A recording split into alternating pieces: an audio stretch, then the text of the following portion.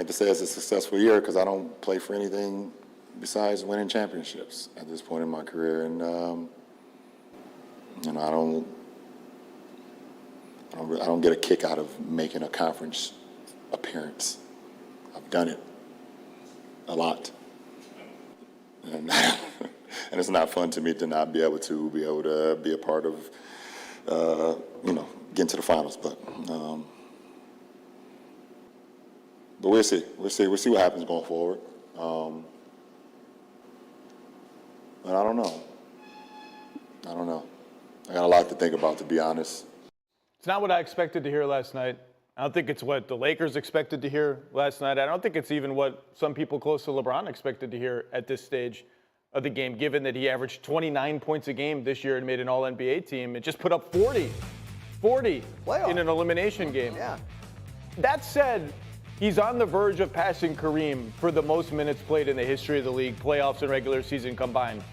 Like, at some point, it's going to be time. He just played through a foot injury and played quite well.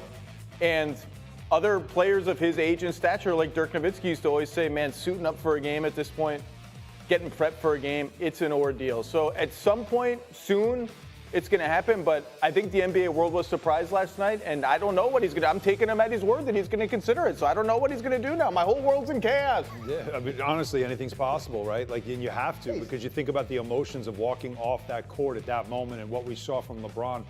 The second to last possession, that shot was a terrible shot. That's not typical LeBron. That's a fatigue shot, right? And then you drive to the basket. When was the last time we saw LeBron James head of steam to the basket and a guard held the ball and kept him, like, he would normally take the guard up at the rim with him and at least get a foul, right? So he's got to be in that moment, maybe in some emotions. But let's just say this, first and foremost, what an inspiring performance by LeBron James in the first half of that game. Watching him play in an elimination game like that and carrying his team the way he did in that first half, going back into the hot tub time machine to let you know, oh, I still got plenty of game left, and this is what it looks like.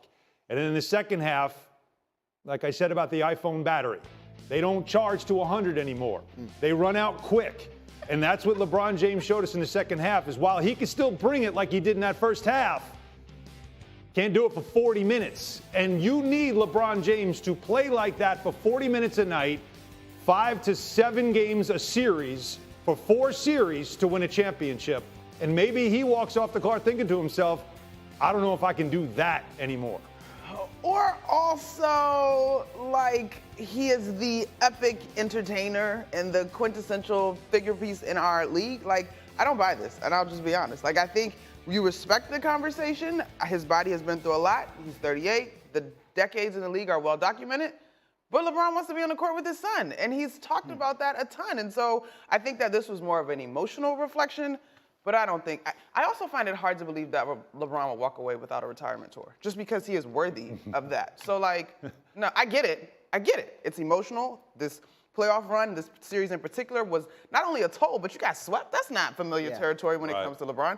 So I get it, but no, I'm not buying this. We do see this sometimes, right? The athlete that's closer to the end than the beginning, right in the emotions of the end of the season, will sometimes say something like that and ultimately maybe not follow through on it. But Brian Windhorst, what did you make? Zach said he was not expecting to hear that. What did you make of hearing that from LeBron last night? Yeah, I'm going to respect his words because he said them and then reiterated them to Dave McMenamin. It goes against the plan that he and his team have put in place for the short-term future, both for next season and the year after, where he has had his contract timed out to either stay with the Lakers or potentially move teams to go play with his son. I would say that LeBron and his team's plan has basically been to try to go for 2 more years. But what I think LeBron is basically announcing at this point is that going forward, this is going to be a year-by-year decision. And so he'll have his offseason. The interesting thing about this is it probably, makes the Lakers have to scratch their head a little bit, because obviously having LeBron or not is one of the most enormous things that you could ever face as a franchise. And they are about a month away from making a whole bunch of major decisions about their team. And I suspect that LeBron saying this has something to do with that. But I also, again, am going to respect the Warrior who just walked off the court after, gassing himself, clearly playing all the way out the string and having, quite frankly, a very successful season on all told with this Lakers team. Right. All right. So I think we can respect that and also ask the question. And, Monica hinted at this, right? Like, he's very conscious of what he says and how it's going to be received. So if you think he has this plan to go a couple more years, and he might be sending a message, right, with his post-game comments, what would that message be to his team, do you think? Wendy. So Sorry. the Lakers have kind of a double path that they're going to go down here.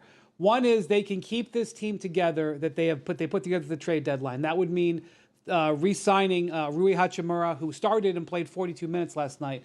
That would potentially mean re-signing D'Angelo Russell, although that is a much bigger conversation. And it would mean potentially keeping Malik Beasley, who I know didn't have a role in the postseason, but has some value to them as a three-point shooter and as a team option. The other option would be to let all of those guys go, potentially even trade away another piece or two and open up to $30 million in salary cap space. They potentially even could trade their first-round draft pick that they have coming up in about a month here and open up even more space to chase free agents. And that's where you get names like Kyrie Irving in there. And so, the Lakers, after having 50 games of being a 12th place team, had 20 games plus a really impressive playoff run of being a legitimate contender. And so that's a contending team that they have there. But if you're LeBron James, you may want an upgrade to this team and may not want the team to stand pat and may want to apply a little bit of pressure to the team. Now, I'm not saying that these comments necessarily direct to that, but I will say LeBron does have a pretty long history of being a little bit passive-aggressive with team decisions. So I just think that when you look at his comments and you look at the Lakers situation, you just need to take that into account as you try to parse out what's actually happening. D'Angelo Russell will see, to me, Rui Hachimura clearly passed him in the important hierarchy for the Lakers going forward. And so that's the choice. If you get wind that a star or all-star wants to come, it's really Hachimura or that guy. And that's a choice that LeBron will surely have an opinion about. Sure. And if LeBron doesn't come back, you just have a whole other series of questions. I mean, the big name, when we talk about adding a star, is Kyrie. And I don't think it's coincidence that he planted himself there courtside last night, right? And was able to be seen on camera so much. I mean, is that the road they should be going down? I think you explore everything. Ultimately, at this point, whether Pelinka and those guys want to admit it or not, like, if you are trying to maximize whatever LeBron has left in the tank, then you are definitely going to hear him out on who he potentially wants to play with. And obviously, these two have been successful before. I think in the time that they have been apart from one another, Kyrie obviously has had the opportunity to see just how heavy the crown is, so to speak, as a number one or two guy, whichever you want to say, depending on which team you refer to. So I think he's still a competitor. There's no questions about his game. The questions are never about Kyrie's game. And so if LeBron is the guy that can get him back on the court at 100% focus, I mean, if it's as simple, and Zach, I know it's probably not as simple, but if you put Kyrie on that roster and in exchange for D'Angelo Russell, like, I still don't know if that team beats this Nuggets group, but that is a team to me that can contend. The idea, right, he's talking about, I'm not satisfied getting to conference finals. The idea is to make the Lakers, if he's coming back, a championship contender, a team that can get past Denver. Because that's all he's really, what else is there to come back for? Right. To win championships. And that's really been LeBron throughout his whole career as well. When he's in a situation and he sees we've maxed out, he generally will go somewhere else, right? Or he will try to make changes as changes can be made. It's funny, Monica used the word as simple as it would be to get Kyrie. There's nothing simple about bringing in Kyrie Irving. Let's be honest, at this point, and everything that is going on with him going there.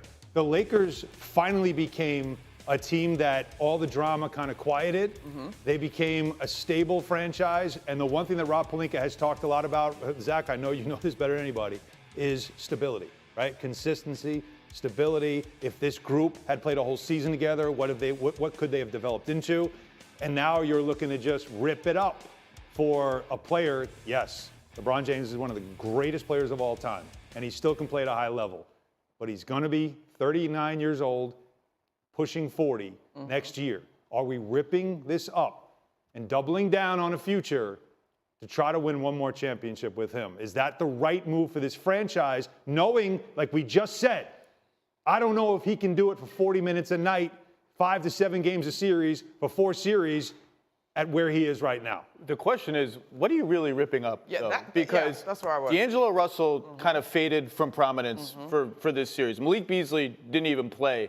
And if the choice is Hachimura or a star, whoever the star is, I think that's a really serious discussion that you have to have, because this team is really good. This was not a fluke. They became a team that made sense and a real threat to win the West. And then you look at the West, it's kind of a conference in chaos other than Denver and probably Phoenix, although they've got some major questions to answer. Memphis is in chaos. New Orleans is in chaos. Those teams are supposed to be the future of the Western Conference. This team could still have a window if they tweak it a little bit. When you talk about ripping it up in continuity, I'm not sure how much continuity you really sacrifice. But you just said this is a good team. Like but it's a good team because of LeBron, Anthony Davis, Austin Reeves, and really like Dennis Schroeder. It's not like if the pieces you're choosing are Russell out, Hachimura out, somebody else in, like that's not a lot of continuity or sacrifice. And the other issue is the somebody else, if you're talking about Kyrie Irving, brings other stuff besides just being a really good player, right? So you talk about, I mean, Can't ignore that. There are questions about that, right? Wendy, what's the likelihood that they could reunite Kyrie and LeBron in LA? Is that a thing that could happen, or are we just spitballing here? Yeah, well, I would say 2 things that any conversation about Kyrie Irving anywhere else in Dallas has to begin with. Number one, in high likelihood, if he were to leave the Dallas Mavericks, he's looking at taking less than his max salary, okay? And that is one of the big reasons why he forced his way out of Brooklyn, was because they were not willing to pay him the salary he wanted. So you'd be talking about him making a departure from his actions in the past. Hey, what's up, guys? Jag from Jaggy Sports. Is LeBron James retiring? That is the most absurd thing I've heard in a while. LeBron James is not retiring. He is not. I 100% know this. He is not retiring. So you guys can end all discussions, rumors, whatever. It's not going to happen. Why do I say that? Because he's been saying it for the last 4 or 5 years. Well, anyone that's been following publicly the last 2 years pretty much, that he wants to play with his son Bronny James. Now, Bronny James will enter in 2024 the NBA draft. And LeBron James is making $47 million next year and can opt out of that contract July 1st, 2024, and go with LeBron or his son Bronny James wherever he may be. I think it's OKC, but you never know where the chips land, right? So last night, Lakers got defeated. They got swept by the Denver Nuggets. Kudos to the Denver Nuggets because they were the better team. Anyone knows that. Anyone that plays basketball knows that. They were just elite playmaking, shots, shooting, depth, defense, offense, whatever you have it, they did it. And now they face the winner of the Boston Celtics and Miami Heat series. That goes on tonight at 5:30 p.m. Pacific time. So, will Miami sweep the Boston Celtics in Miami? We have no idea. Jimmy Butler's unreal. This guy is just phenomenal. But regardless of what happens tonight, LeBron James is not retiring. Not by a long shot. Right? He has 1 more year. He's probably going to get surgery done on his foot. And I don't know how long he's going to be out for. Anthony Davis is going to get surgery too. I don't know on what, because he had the stinger on his shoulder. His foot problems, knee problems, whatever you have. He has those kind of injuries, so he's got to take the time to rehab. I think those two will definitely be back.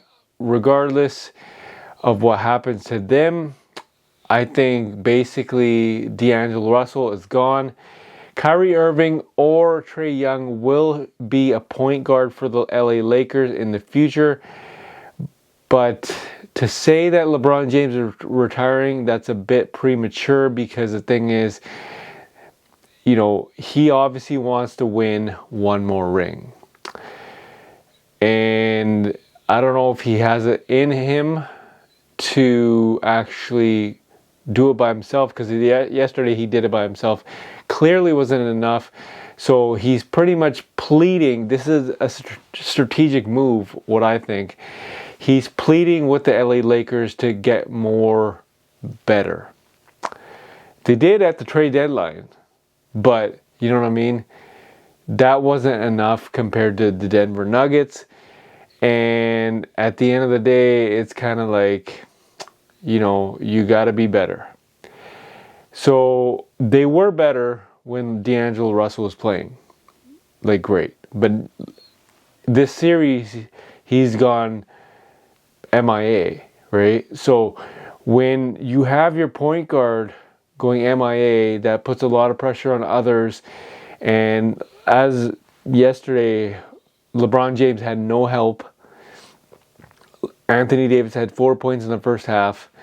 That's not going to get the job done with the Denver Nuggets, against the Denver Nuggets. So at the end of the day, it's kind of like, okay, you know what? You need more help. You know, I don't know how much the Lakers can give up constantly, but regardless, you have Rui Hachimura. They got to match his restricted free agency offer, and they got to match Austin Reeves. At the end of the day, it's kind of like LeBron James is not retiring, but he's pleading with the Lakers to make another move. So we'll see what happens. Tell me what you guys think. Do you guys actually believe this? I don't think it's going to happen, but I want to hear from you guys. Do you believe LeBron James is retiring? Leave a comment in the comment section. As always, you know who this is. It's Jag from Jaggy Sports.